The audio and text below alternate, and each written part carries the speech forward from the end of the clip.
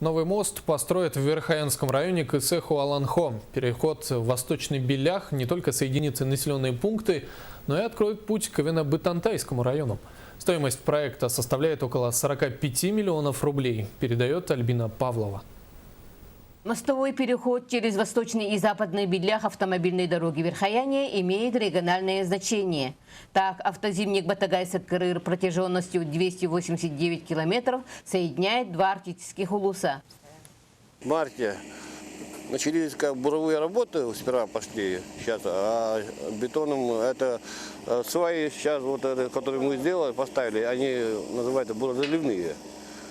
Это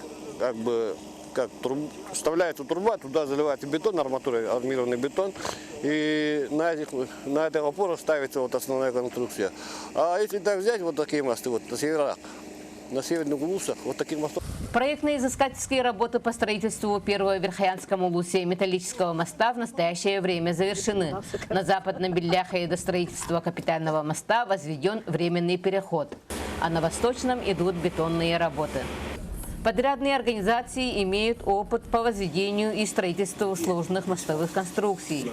Как заверяют сами мостовики, такие металлические мосты имеют высокую прочность и будут стоять минимум 50 лет.